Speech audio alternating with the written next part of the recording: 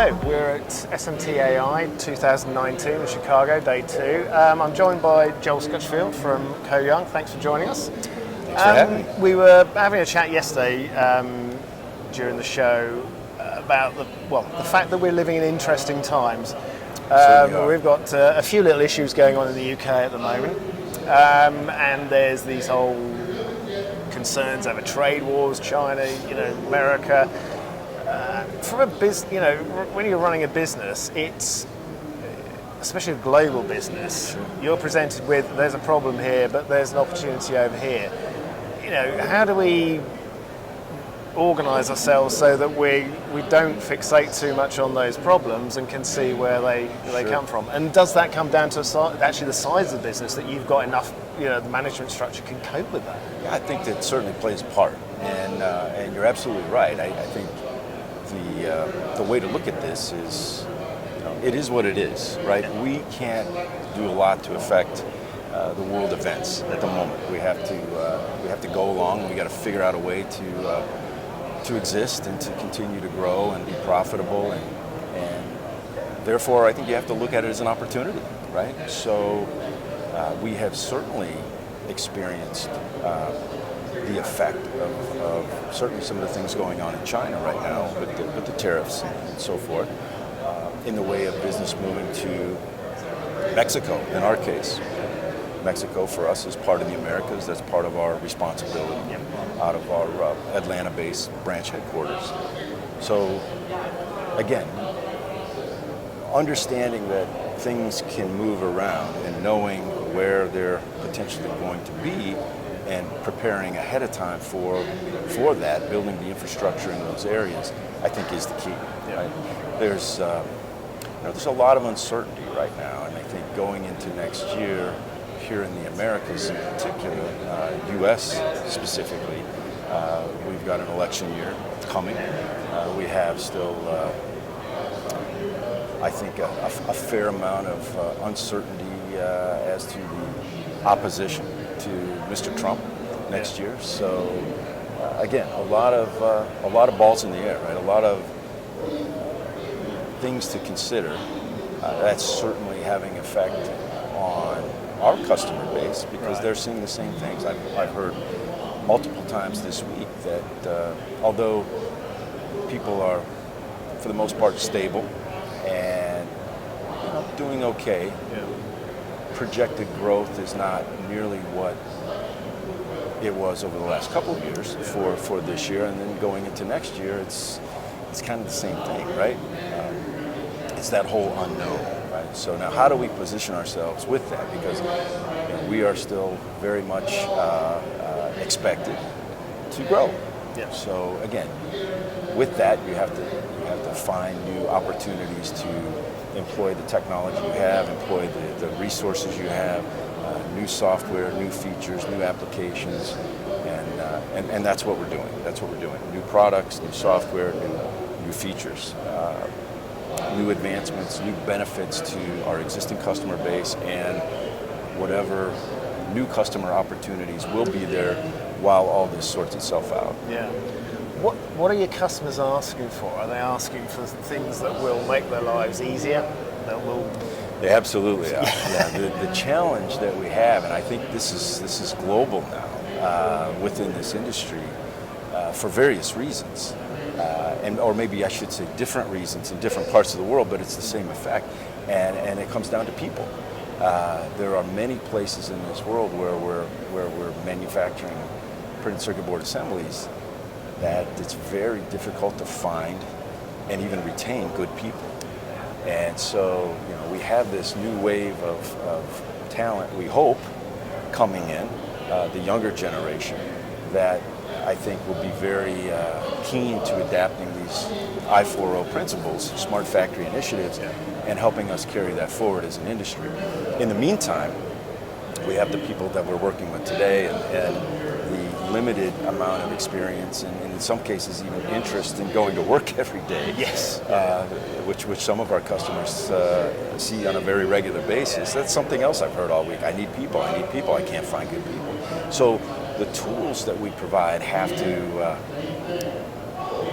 have to adapt to that, right? We're no longer working with, in many cases, very experienced people as we have in the past, right? At best, even if we get somebody that's new and interested and full of energy and wants to learn, they still have to learn. It's going to take time to do that. So in the meantime, customers have to run their business. So we're actually being pushed very hard by several key customers to come up with and/or complete initiatives that we've already started that allow them to implement a more hands-off approach, right, with full closed-loop connectivity through the use of our artificial intelligence and really driving forward to apply more and more of that up and down the line.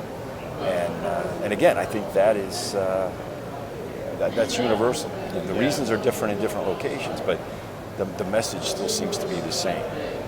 So that again is the driver, right? Yeah. We're wired to listen to the voice of the customer and create our new tools and initiatives based on those needs, right? That's what the market's asking for. So that's what we're doing. Yeah, and AI does seem to be the key to make Industry 4.0, the smart factory. It seems to be that extra level up the top that actually will deliver on That's a lot exactly of principles right. we need. You hit the nail on the head. I was having a conversation about that very fact yesterday with another individual here at the show, and it was basically centered around the fact that to do what we want to do with the Smart Factory Initiative, we have to be able to make changes automatically that are going to affect the outcome. So all of these protocols that we've been discussing, CFX and Hermes, that's all great stuff, no doubt about it, right? We're sharing information like we never have. That's just going to expand as we go forward. But now we have to do something with that information we're sharing. And it's really the application of the artificial intelligence and the machine learning behind the scenes that can do that for us. Now I can take this information that I gathered in a pre-reflow AOI process, and I can feed that back to the mounter to say, you have a problem with this feeder, this spindle, this nozzle, skip. Take those out of play until somebody can get back to those to address the situation, so we're not continuing to make bad product. Yeah, so we fix something at that point. It's got to actually have that effect quickly, hasn't it? Exactly. Yeah. Similarly with the SPI process, right? We identify a negative trend. We now have the ability to automatically, through the use of the AI, make the adjustment in a hands-free situation. Make the improvement. We go forward. Things are good.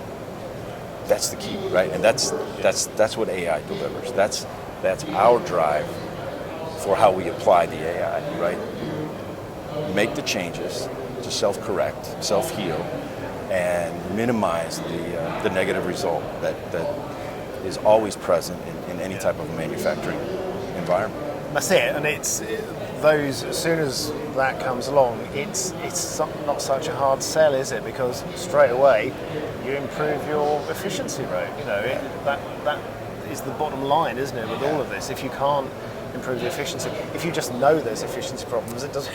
Really well, that's right. That's exactly right. And so we're putting a lot of emphasis now on the whole OEE concept and line management, where we're utilizing these individual tools that we've created and internally having them talk to each other, share data to give the user more information on their overall equipment effectiveness, which is tying together all the key elements: availability, quality, right, performance, and it's from that now people can be repurposed.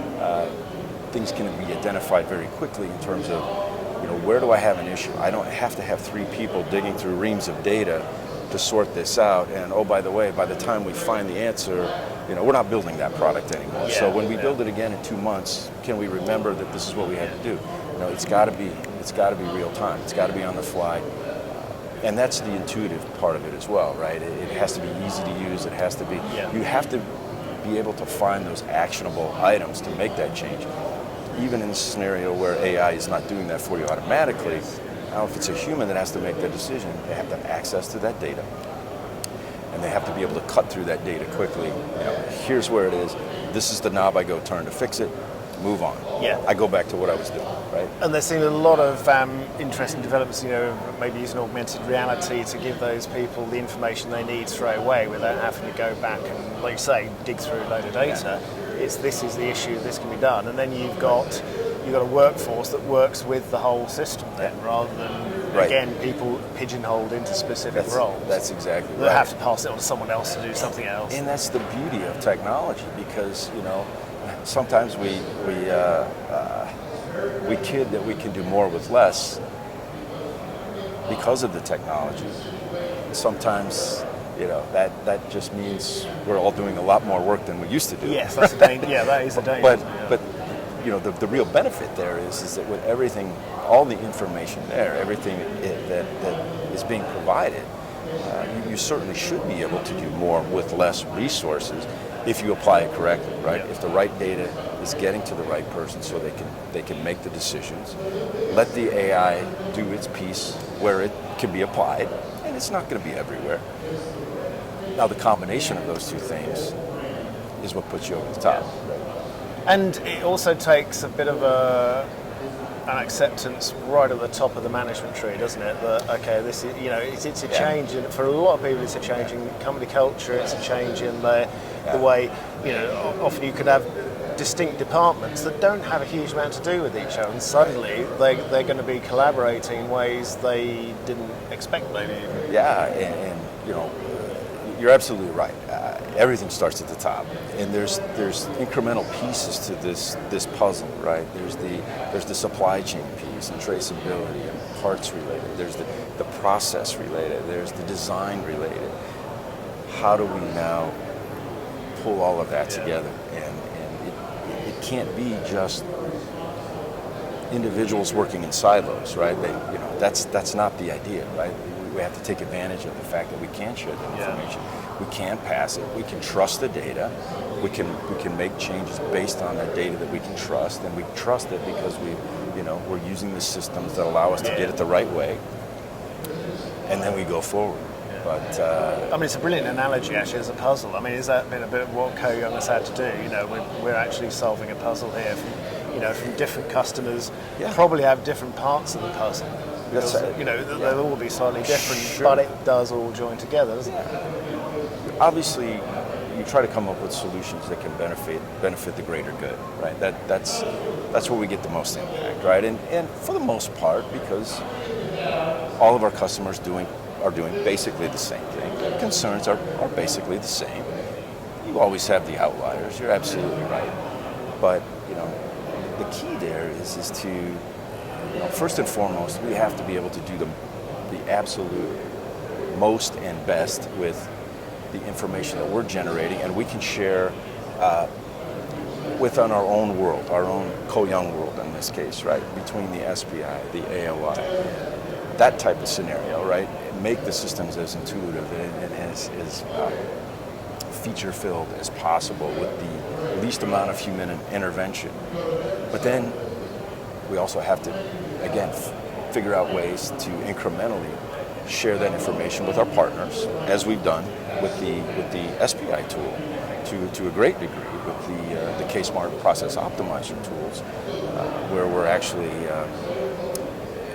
creating a scenario with what I call kind of next level closed loop, which consists of truly achieving a hands-free, hands-off scenario, right? We detect.